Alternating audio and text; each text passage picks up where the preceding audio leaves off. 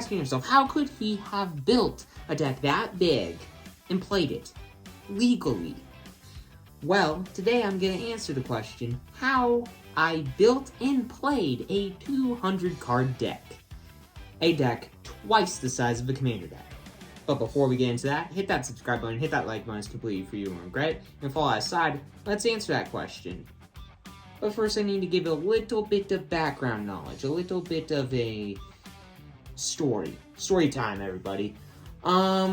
Technically, I haven't played the deck yet. I have the deck digitally made, and I have tested it online to make sure that it doesn't just suck.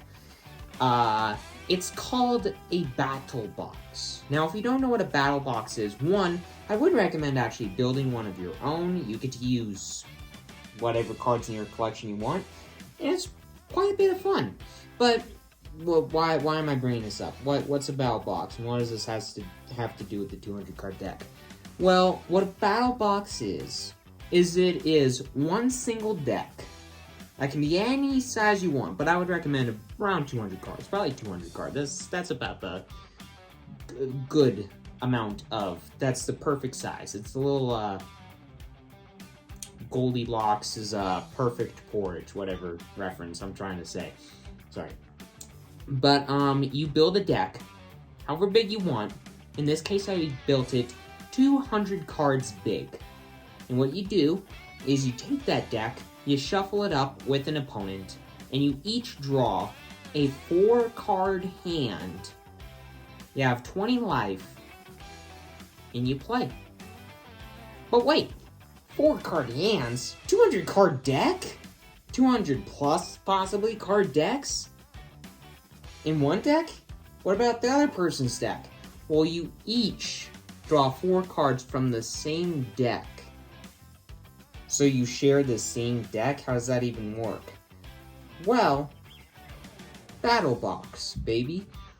It is a unique and casual way to play Magic, and what I personally wanted to do is I wanted to reinvigorate all of the fun that I've had in every pre-release event I've ever had, and combine it all into one amazing deck. So all of my favorite cards that I played in pre-release are in this deck.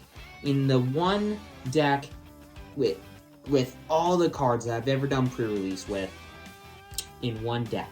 Combined it all into one 200 card deck. And it's kind of nuts. And it's actually pretty fair, honestly. It's got a good amount of card advantage. It's got a 60 to 40 creature to non-creature ratio. It's got a decent amount of removal. It's got a ton of combat tricks. And it's fun. And a lot of creatures in the deck actually have quite a bit more power than toughness, which make the games quicker, which make the games more combat-centered, and not just like, hey, I'm going to play a game and it's going to take 40 hours. It's just quick, fun games that you can just take the deck, put it in the box, get some lands, get some tokens, or dice, get some dice and some tokens, and you got yourself a portable deck that you can bring around on any vacations that you want and play with a friend or whatever. But going back to the 4-card hand size, doesn't that seem a little bit off? And also, lands? I mean, how do you play spells and have a quick game with 4-card hands, and you still gotta have lands, but you also gotta have spells? How does that even work? Well, the land zone, baby. This is my favorite way to, well, I'm not sure if it is or isn't, because Pack Wars is kind of amazing, but this is my favorite way to play Magic when it comes to having a fixed mana base. My biggest issue with Magic the Gathering has always been the mana base, has always been the resource system, because to be completely honest, the resource system in Magic the Gathering is kind of garbage. It kind of sucks. It really sucks. But this format fixes it with the land zone. What you do is you take 5 basic lands, 5 non-basic lands, you give one of each of those to each player. So I have 5 basics, 5 non-basics. My opponent has 5 basics, 5 non-basics. And you just have them off to the side, and you can play one every single turn for the whole game. Awesome, you're guaranteed land drops every single turn, which is kind of insane. Now you may be thinking to yourself, so how is this fair exactly? I mean, once you're guaranteed land drops, just whoever draws the bigger stuff or the better spells wins. That's the other thing about this that I kinda said no to. I, in my battle box, have built, or have put in no creatures above 4 power or toughness. So the biggest card in the deck is a 4/4. And there aren't even that many of those. Most of the deck is consisted of like 1/1s and 2/2s and 3/2s.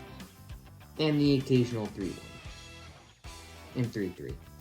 But for the most part, the deck is all cards that have like 3 power and 2 toughness and 2 power and 1 toughness, and the deck is pretty fair for the most part. And the creatures, I mean, they're good in pre-release, but they're not really that great. But I wanted to use my collection, and I can't really in any format, even in Pauper, the commons only format. I can't even use any of the cards in that format. They're just sitting around in boxes, not doing anything, just getting dusty, rotting away in shoe boxes, never to be seen again. Well, battle boxes have given light to them again. I can play cards that I loved in pre-release and in just decks that I played early on in Magic.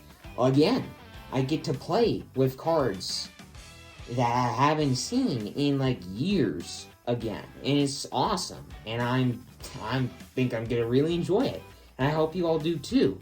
And I encourage you all to go out and build your own battle box with whatever cards you want, with whatever creatures you want. I personally wanted a faster, combat-centered, pre-release style battle box, so I put it with lots of creatures, 60% creatures, 40% non-creatures. Those 40% combat tricks, interaction, card draw here and there.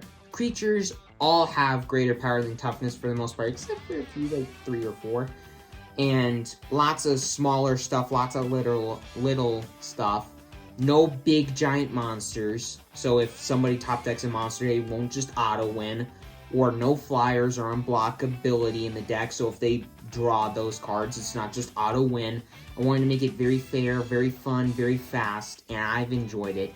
I want you all to go out there and do what you want to do and build something that you want. With rares and mythics if you want. I like commons and uncommons, so I'm just using those.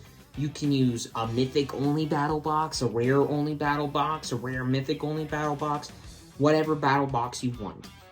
This is what I want to do, and I want to show it to all of you. And for the next, like basically for the rest of break, I'm going to be uploading daily shorts talking about, hey, this is the progress that I've made.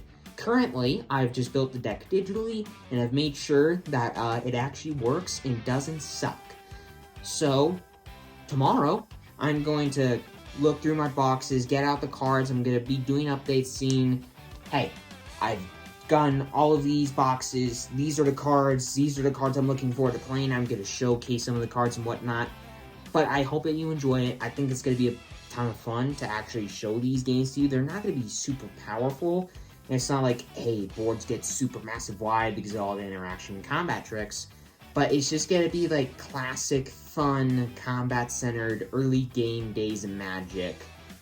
And the stuff that I really, honestly like in Magic, and that brought me into the game in the first place. And the reason why I like stuff like Flesh and Blood so much. I get to bring that into a format where I can use all of the cards in my collection and use cards that you just don't really ever get to see outside of like a pre-release deck or like a newbie deck. But anyways, with all that said, thanks for watching, everybody. Hope that you enjoyed this video. Once again, hit that subscribe button, hit that like button. It's completely free, you won't regret it. And go build a deck with your collection, build your own battle box, and have a blast with it. Thanks for watching, everybody.